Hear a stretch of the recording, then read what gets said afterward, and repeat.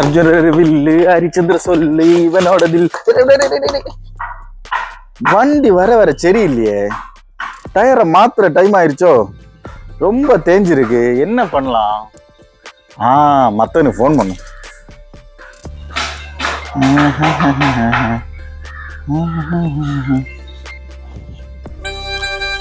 இவன் எதுக்கு ஃபோன் பண்றான்? ஹலோ மக்களே, இந்த டயர் ஒண்ணு சரியில்லை பாத்தியா, பேலன்ஸ் கிட்ட மாட்டேங்குது, ஒழுங்கா ஓடல. ஒரு வேற டயர் மாத்தலான் இருக்கேன், ஏதாவது டிப்ஸ் வச்சிருக்கியா? கார் வச்சிருக்கிற எல்லாருமே மறந்து போற ஒரு விஷயம் என்னன்னா, அது காரோட டயர் மெயின்டெனன்ஸ் தான். இந்த சின்ன மெயின்டெனன்ஸ்னால உங்க காருக்கு மிகப்பெரிய பாதிப்பு வர்றது கூட வாய்ப்பு இருக்கு. ஸோ கார் வச்சிருக்கிற எல்லாருமே டயர் மெயின்டெனன்ஸ்ல இல்ல டயர் வாங்கும்போது முக்கியமா கவனிக்க வேண்டிய 5 விஷயங்களை நான் சொல்றேன் உங்களுக்காக.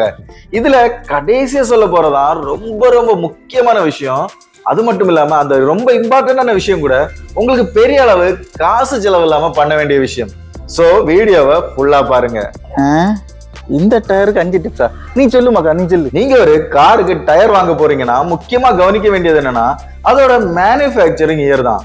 இப்ப நீங்க ஸ்கிரீன்ல பார்க்கிற 4 நம்பரை தான் கவனிக்கணும். இதுல போட்டிருக்கிறது 0619. அதாவது 06ங்கிறது 6வது வாரத்தை குறிக்கிறது, 19ங்கிறது 2019 ஆண்டை குறிக்குது. சோ இப்ப நீங்க பாக்குற அந்த டயரோட மேனுஃபேக்சரிங் எப்படின்னா, 6வது வாரம் 2019 வருஷம். 6வது வாரம் பார்க்கும்போது பிப்ரவரி 4ல இருந்து பிப்ரவரி 10ஆம் தேதிக்குள்ள உள்ள டேட் வரும். ஒரு டயர் மேனுஃபேக்சர் பண்ணதுக்கு அப்புறம் 3ல இருந்து 5 வருஷம் தான் நீங்க அதை யூஸ் பண்ண முடியும். அதுக்கு மேல அது யூஸ் பண்ண முடியாது. அதோட ரீசன் என்னன்னா, இந்த ரப்பர் வந்து ஹார்டன் ஆயிரும்.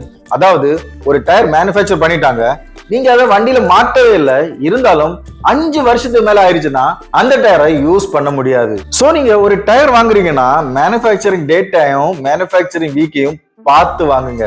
அப்புறம் 2வது முக்கியமான விஷயம் என்னன்னா, எல்லா 4000 கிலோமீட்டருக்கு ஒரு தடவையும் நீங்க கண்டிப்பா அலைன்மெண்ட் செக் பண்ணி தான் ஆகணும்.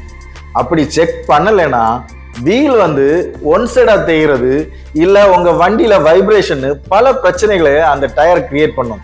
சோ நீங்க 4000 கிலோமீட்டருக்கு ஒரு தடவை மஸ்டா பண்ண வேண்டியது வீலோட அலைன்மெண்ட் தான். எங்கேயாவது நோட் பண்ணி வச்சுக்கோங்க. கரெக்டா 4000 கிலோமீட்டருக்கு ஒரு தடவை வீல் அலைன்மெண்ட்டை பாத்துருங்க.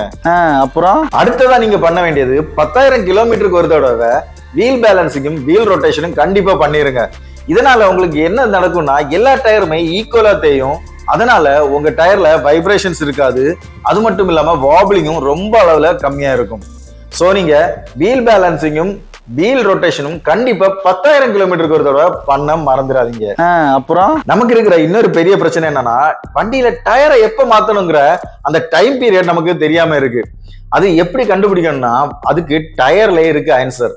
அதுல ஒரு த்ரெட் இண்டிகேட்டர் கொடுத்துருப்பாங்க. அதை வச்சுதான் நீங்க டயர் நல்ல கண்டிஷனா இருக்கா இல்ல மாத்துறதுக்கு டைம் ஆயிடுச்சான்னு கண்டுபிடிக்கணும். நம்மள பலரும் என்ன பண்றோம், கம்பி தெரியற வரைக்கும் தேய்ன்னு தேய்க்கிறோம். ஆனா அப்படி பண்ணக்கூடாது.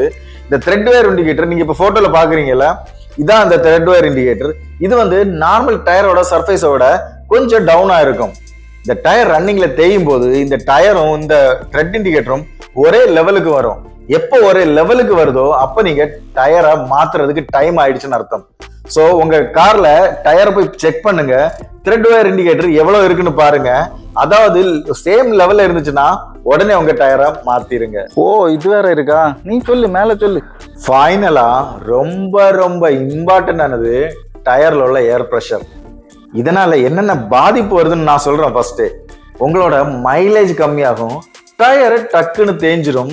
அது மட்டும் இல்லாம பேலன்ஸ்லயும் பிரச்சனை வரும். கண்டிப்பா என்ன பண்றீங்கன்னா, கம்பெனி கொடுத்திருக்கிற ஸ்டாண்டர்ட் படி ஏர் பிரஷரை மெயின்டைன் பண்றீங்க. இதுக்கு பெரிய அளவு செலவு இல்லை, ஆனா இதனால பெரிய செலவை உங்களால தவிர்க்க முடியும்.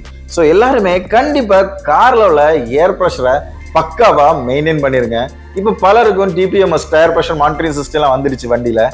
இருந்தாலும் நீங்க பண்ண வேண்டியது ப்ராப்பரா செக் பண்ணி டயர்ல ஏர் பிரஷரை பக்காவா மெயின்டைன் பண்ணுங்க. அப்படின்னாலே பாதி ப்ராப்ளம் உங்களுக்கு சால்வ் ஆயிடும். ஸோ நீங்க எல்லாருமே இந்த 5 விஷயங்களை ஃபாலோ பண்ணுவீங்க நம்புறேன். அப்படி ஃபாலோ பண்ணீங்கன்னா உங்க டயர் பெஸ்டா இருக்கும், மைலேஜ் இன்க்ரீஸ் ஆகும், டயரோட லைஃபும் ரொம்ப நாள் வரும். டேய் கேக்குறியாடா?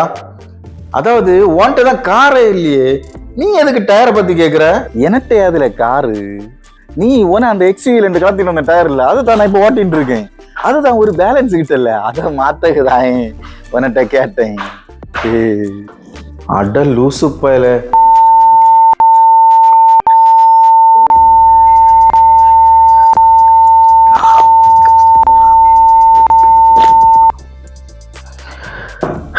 இந்த வீடியோ உங்களுக்கு யூஸ்ஃபுல்லா இருந்துச்சுன்னா லைக் பண்ணுங்க, அப்படியே ஃப்ரெண்ட்ஸுக்கும் ஷேர் பண்ணுங்க. சேனலை சப்ஸ்கிரைப் பண்ணுவீங்கன்னு நம்புறேன். இன்னொரு செமையான வீடியோல உங்களை சந்திக்கிறேன். அண்டில் பை ஃப்ரம் உங்கள் பின்.